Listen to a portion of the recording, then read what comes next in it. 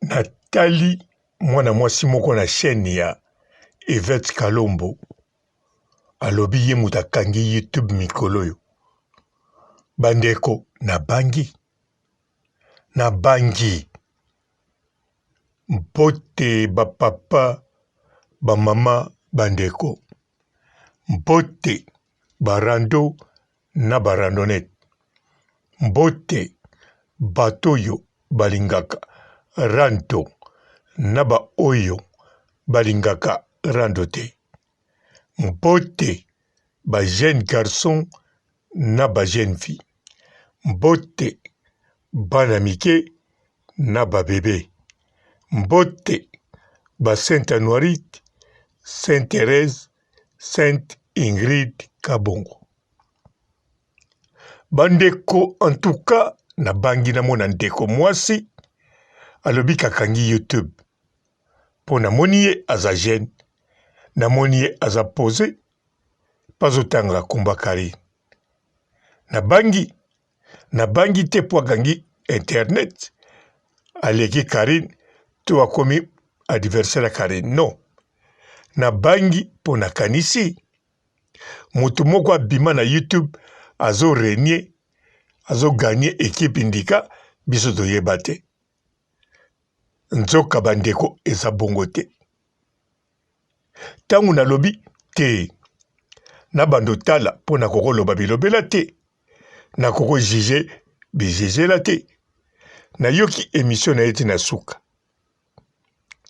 natali siko ba émission nyonso eza na Yvette Kalombo TV na bandi nanu yeye moko Yvette Kalombo ayambi musicien natali ba vieux koti na kalikilango na mbongo eleki $7 te na kesiko na oya ndeko mwasi akangi YouTube natali boye ye akokisi koleka $7 na continue susu ba video mususu ye Yvette yambi susu soki nani donc zéro kaka natali ye azoloba toujours na makambo ya Karine en tout cas aleki $10 nalobi te mwana mwasi oyo akangi YouTube makangi YouTube ya Yvette Kalombo bandeko tangu na analyse makambo azoloba mpo na Karine ya sika eza te normalement makambo azoloba mpo na la baronne même ya sika eza te me ye aza mutu ya sika il fallait apupwama me tangu natali na yoki langage oyo azoloba akangi YouTube bandeko parti oyo azoloba akangi YouTube yango mutu interese nga mpo na moni réellement akangi YouTube ya Yvette Kalombo donc ye nde mutu aza na succès na kati ya YouTube wana yango nga papa robo en tout cas natali ndeko mwasi sans kombo ya Karine akobeta rien pe natali émission ayambaki Mobix bandeko foko yeba Mobix azwaki lisasi siko azo expliquer makambo elekaki donc bato fo batala yango ya trop mais ndeko mwasi alekaki même pas $3 alors na oya Karine azobeta penza bavie ebele ye moko Yvette timbilokos ye moko zéro aza penza na se en plus mbongo akokotisa ye Kalombo fafuta pe garçon Selim ye pe akotaka kato te ana besoin azala Selim yango wana ndeko mwasi oyo tango azoloba akangi YouTube nga naza d'accord po akangi penza YouTube ya Yvette Kalombo tango azoloba akolobela Karine pendant 8 ans. En tout cas, namonaki yango kosakana. Mais na minute oyo, lokola paza na maloba koloba te, namoni alobane kaka 8 ans kuta eza moke, totie kaka âge ya papa Lutumba 80 ans. Alobela ne Karine Mokonzi, aloba mabe nyonso akoloba. Popa nanga papa Robo, eloko na sepeli akanga kaka YouTube. Akanga penza YouTube ya Tim Bilokos. Ndeko mwasi oza na succès. Oza na succès na kata YouTube wana. Bato balandaka bino wana. Oka bauta pa na biso. Nanga pe na landi bino. Alors tozo baksilo ba view. Yango wana okangi penza YouTube. Ndeko mwasi mwana. Okangi YouTube na kanisa yo moko yebi. Okotia ye mopanzi. Mezela na numuke. Po ye bisika za wana. Yo soko ye wana. Atan explique ote. Yo moko yebi. Soka bengi yo parce que azana besoin ya lisungi na yo. Siko soko zo tikelo micro, caméra. Oloba oyo lingi. Seke amoni yo oza penza elema makasi. Alors ndeko mwasi yo nandimi teke okoya koloba Yvette Kalombo awa osali boye na yebani awa nazwi succès ofutaka nga pe en tout cas nga nakangami no libela tolina kopeso kosala bongo te po nalobi teke bokabwana nalobi kosala bongo te parce que oko bénéficier na rien kokangama na Yvette Kalombo yo ozane kuna na Congo no awa okangami na ye ozosala na chaîne na ye tala bien sikoyo banani bakangami na ye tala bien banani bakangami na ye bato penza yo komona ke Yvette Kalombo akangama na bato omona nde azana ba bouchon na ba makasa kwanga naza kutu na ba fanatique nanga bakombo pe makasa kwanga ozo comprendre no yango wana nazoloba na yo ndeko mwasi awokangi YouTube eloko basalaka lokola oyebi na sima ya Yvette Kalombo okozwa rien okozwa nde ba problème keba nakoloba no likambo mosusu wana te naloba no kaka ya malamu awokangi YouTube ozobeta ba view koleka ye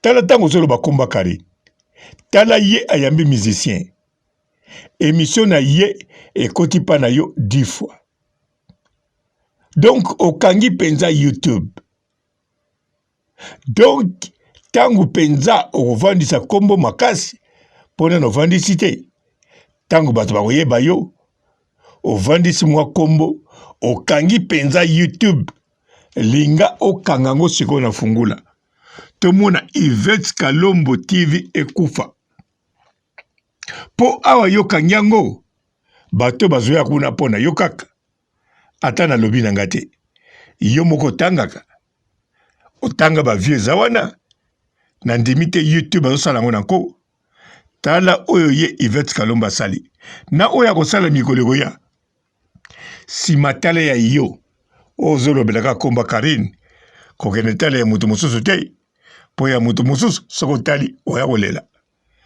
po bato nyonso oyo koyamba na oyo kosala émission en tout cas wana bokokabola kaka YouTube na Yvette Kalombo mais po kanga YouTube ndenge olobi en tout cas ozokanga kaka na komba Karine nga papa Robo na konti na nga naza d'accord o continuer kopupula Karine pupula ye pana nga il s'agit kaka okanga YouTube ekangama penza na fungula bongo totala Yvette Kalombo soka kosala nini pesa e challenge yo nde mutu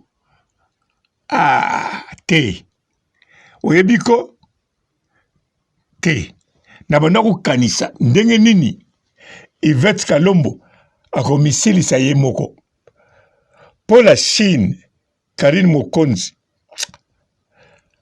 ezopesa biso mwa pasi po tosilisa ye surtout soki totali Meshane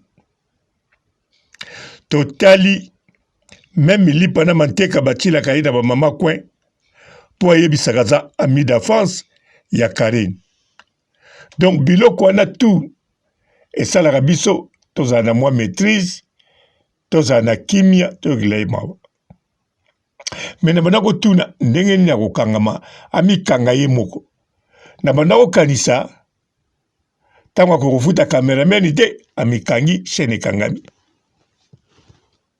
me nzoka nde yo nde moto koya donc yo te moto yokanga ye nde amikangisi ye moko na nzela na yo bon nano akangami te yo zobeta tolo ozodondwa okangi YouTube nga papa robo natali Yvette Kalombo TV oui okangi yango penza okangi YouTube mais po ekangama bien fo ekoma ya yo ozwi Yvette Kalombo oya Tim Bilokos okangi ye libela akangami ye nyonso na ngusu pe akangami nsima nango yo okesala chaîne mosusu me kobosana te kotia kombo na yo te continue toujours koloba Yvette Kalombo te tia elengi ya Kalombo TV ou bien tia Karine Sukisa Kalombo TV kombo wana nde kozala bien o comprendre non après avoir kopupula Karine linga sikoyo okanga penza YouTube ya Kalombo bien après avoir kokanga YouTube ya Kalombo bien kofungula YouTube mosusu te opupulaka Karine non wana ekosimba te po comprendre po tango kokanga YouTube ya Kalombo yo te moto okangi yango ndenge ozoloba sikoyo okangi yango parce que Kalombo nde amikangi o comprendre sikoyo tango yo kende sala ya yo alors moto kopesa kaka bambata eza Kalombo donc faut que titre Karine atuti makofi te ekoleka mulai Karine anyefuli Kalombo ou biote Karine abakisi nkusu na Yvette TV bongo en tout cas place wana okanga no YouTube te mobondo kotsa mbongo okozala l'aise okokosala pe timi na yo Bilokos bien sûr po timi mosu eza te mais Bilokos ya bien Bilokos neti ya ye te donc nga naza d'accord na yo okangi YouTube ya Yvette Kalombo continue nga na signé soki ba chinois ba yininga esa le logo te mais na signé Pupula la baronne Pupula e penza surtout na telle émission na yo ozoloba na zemi ariania Pupula continue Pupula kanga penza YouTube naza d'accord na yo mais na lingi koma penza tibisika Yvette alingi ye moko kanga ye penza YouTube kangami eseli akende salaka ba challenge na ye na maluko kote ba voisin bayali ba mama terrain na ba papa terrain ngana félicité bravo ciao. Bonjour fidèles internautes de www.elengiakomba TV. Bonjour, bonsoir, balandi nyonso ya Elengi ya Komba, Congolaise TV. Belé, partout dans le monde, partout où vous êtes, partout où vous êtes, Elengi à Combat TV, vraiment. Bonjour, bonsoir, on a abonné à Elengi à Combat Congolais TV. Bonjour à mon boss, on a appelé ça vraiment un pandi. Bonjour à mon boss, JP Kiama. Je salue mon boss Balobi, boss des boss, Babi, JP Kiama. Bonjour, à Elengi à Combat Congolais TV, vraiment. On a chaîne de ça qui topo, il y a boss de JP Kiama, il boss des boss, il y a un danger. Donc, on va dans le Lazaki. Ya boss na biso JP Kiama nzambe na ngai ba boss bazali ba boss bazali JP Kiama le boss des boss. Napesi d'abord bonjour te ba mbote belé na mo boss JP Kiama wana na koza ngisaote donc na ko leka te sana napesa mo boss JP Kiama boss des boss. Bonjour fidèles internautes de www.Elengi à Combat TV. Bonjour bonsoir balandi nyonso ya Elengi à Combat Congolaise TV. Belé, partout dans le monde, partout où vous êtes, partout où vous êtes, Elengi à Combat TV, vraiment. Bonjour, bonsoir, on a abonné à Elengi à Combat Congolais TV. Bonjour à mon boss, on a appelé ça vraiment un pandi. Bonjour à mon boss, JP Kiama. Je salue mon boss Balobi, boss des boss, Babi, JP Kiama. Bonjour, à Elengi à Combat Congolais TV, vraiment. On a chaîne de ça qui topo, il y a boss de JP Kiama, il boss des boss, il y a un danger. Donc, on va dans le Lazaki. Ya boss na biso JP Kiama nzambe na ngai ba boss bazali ba boss bazali JP Kiama le boss des boss. Napesi d'abord bonjour te ba mbote belé na mo boss JP Kiama wana na koza ngisaote donc na ko leka te sana napesa mo boss JP Kiama boss des boss. Belé, partout dans le monde, partout où vous êtes, partout où vous êtes, Elengi à Combat TV, vraiment. Bonjour, bonsoir, on a abonné à Elengi à Combat Congolais TV. Bonjour à mon boss, on a appelé ça vraiment un pandi. Bonjour à mon boss, JP Kiama. Je salue mon boss Balobi, boss des boss, Babi, JP Kiama. Bonjour, à Elengi à Combat Congolais TV, vraiment. On a chaîne de ça qui topo, il y a boss de JP Kiama, il boss des boss, il y a un danger. Donc, on va dans le Lazaki. Ya boss na biso JP Kiama nzambe na ngai ba boss bazali ba boss bazali JP Kiama le boss des boss. Napesi d'abord bonjour te ba mbote belé na mo boss JP Kiama wana na koza ngisaote donc na ko leka te sana napesa mo boss JP Kiama boss des boss.